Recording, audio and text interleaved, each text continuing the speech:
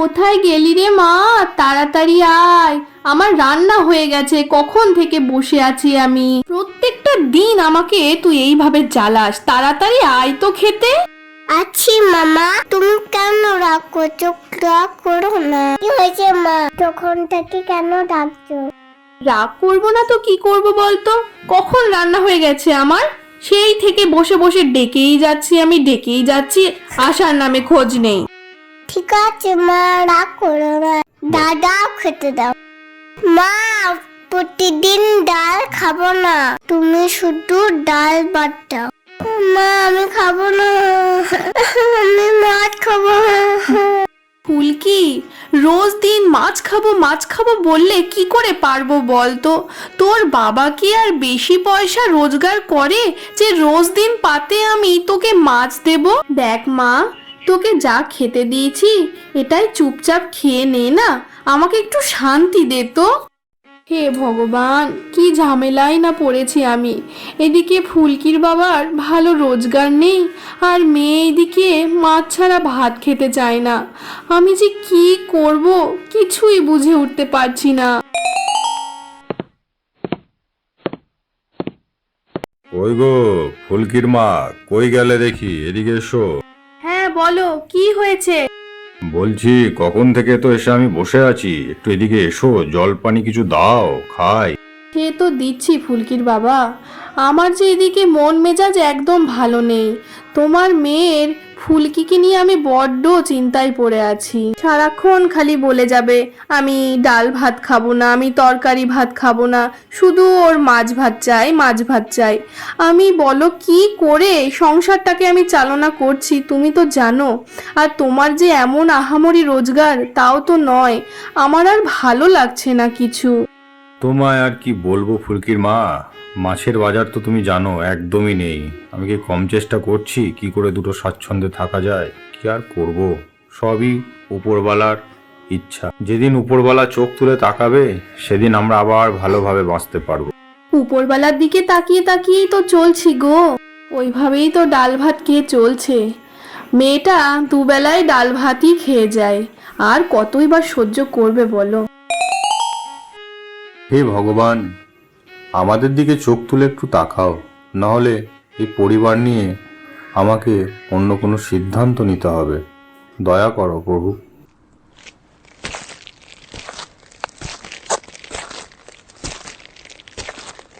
মাছ নিয়ে তো মাছের বাজারে চলে এলাম, কিন্তু আজ কি বিক্রি হবে? দেখি, চেষ্টা করি, ভগবানের আশীর্বাদে যদি কিছু হয়।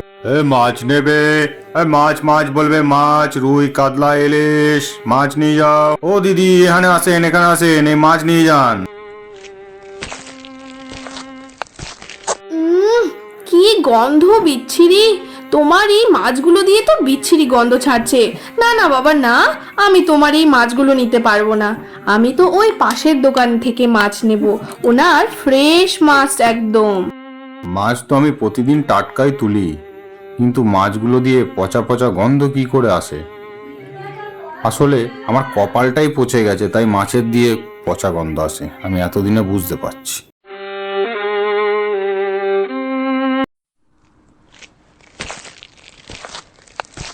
সবই ভাগ্যের খেলা। হে ভগবান, প্রভু রক্ষা করো আমায়, আমার যে কি হবে কে জানে, তুমি ছাড়া আমার কে আছে প্রভু। তারপর জেলে খগেন নিজের নৌকো দিয়ে সাঁতরে নদীর মাঝখানে আসে।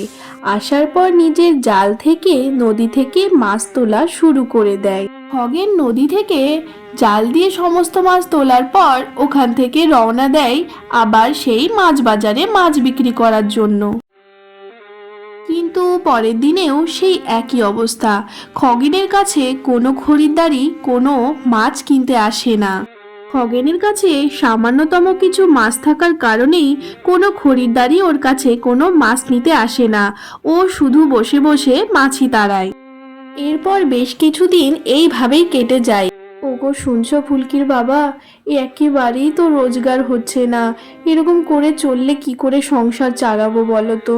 আমি তো আর ভেবেই কুল পাচ্ছি না। তুমি কি ভেবেছো ফুলকির মা আমি কি হাত পা গুটিয়ে বসে আছি? আমি যথেষ্ট চেষ্টা করছি, বাজারে মাছ নিয়ে যাচ্ছি, যদি বিক্রি না হয় আমি কি করব? হ্যাঁ, দাও দাও, যা খাবার করেছো দুটো খেতে দাও দেখি। আর ভাল লাগছে না সব শুনতে। জয় মা দুর্গা জয়, জয় মা দুর্গা জয়। হে মা, আমার সংসারটাকে তুমি দেখে রাখো মা। জয় মা দুর্গা জয়।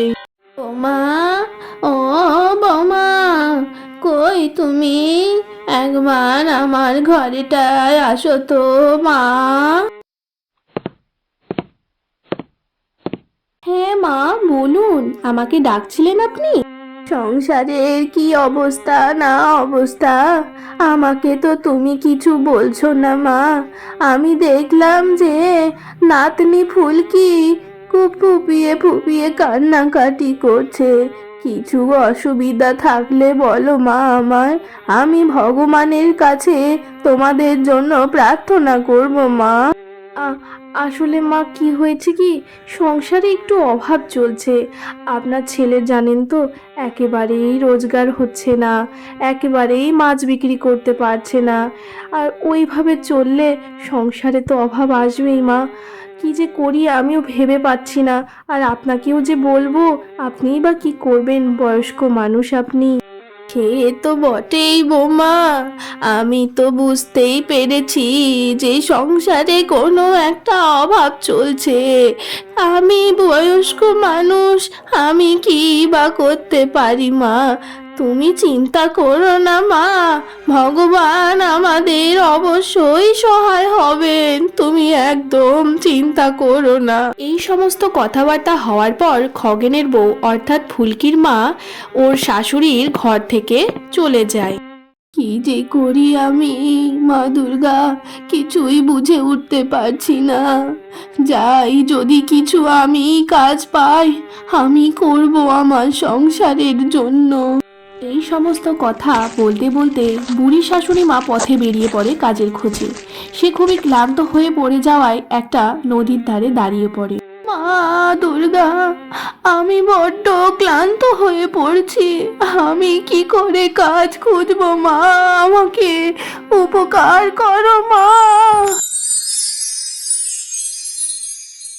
বুড়িমা, তুমি চিন্তা করো না, তোমার এই চিন্তা খুব শীঘ্র মুক্ত হবে। তুমি হবে অনেক বড় লোক। কি বলছো ঘোড়া তুমি? আমার তো অভাবের শেষ নেই, সংসারে যে খুবই অভাব আমার, আমি খুবই চিন্তায় তো। বুড়িমা, তোমার কোনো চিন্তা নেই, তুমি তো অনেক সৎ, তাই তোমার জন্য অনেক উপহার আছে। তুমি শুধু একটা কাজ করবে, তুমি তোমার ছেলে খগেনকে আমার কাছে পাঠিয়ে দেবে একবারের জন্য। তারপর বুড়িমা তার ছেলে খগেনকে তার কাছে ডাক দিলেন। আহা মা, অত ডাকছো কেন? কি হয়েছে বলো, তাড়াতাড়ি বলো, আমার সময় নেই, মাছ ধরতে যাব। বাবা খগেন, বলছিলাম যে আমি আজকে একটা জাদুই ঘোড়ার সাথে কথা বললাম। সে বলল কালকে নাকি তোকে একটা উপহার দেবে, তুই কালকে অবশ্যই যাবি, অবশ্যই দেখবি আমাদের এই অভাবটা কেটে যাবে বাবা। মা যখন এত করে বলছে, কাল একবার মাছ ধরতে গেলেই হয়, দেখি না গিয়ে। প্রতিদিনই তো যাচ্ছি, কাল নয় আর একবার গেলাম, যদি কোনো সমস্যার সমাধান হয়। দূর, নদীর ধারে চলে তো এলাম, কিন্তু কোনো ঘটি ঘট কিছুই তো দেখতে পাচ্ছি না। হ্যাঁ, মা কি তাহলে আমাকে কোনো ভুল ভাল মিথ্যা ঘোরার কথা বললো? খগেন, আমি কোনো মিথ্যে ঘোড়া নই, আমি হলাম এক জাদুই ঘোড়া।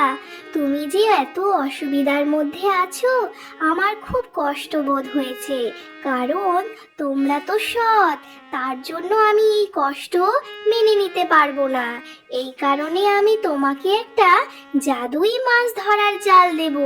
সেই জালে তুমি যদি মাছ ধরো, তোমার অনেক ভালো ভালো বড় বড় মাছ উঠবে, আর সেই মাছ বিক্রি করে তুমি অনেক স্বাচ্ছন্দ্য আনতে পারবে তোমার সংসারে।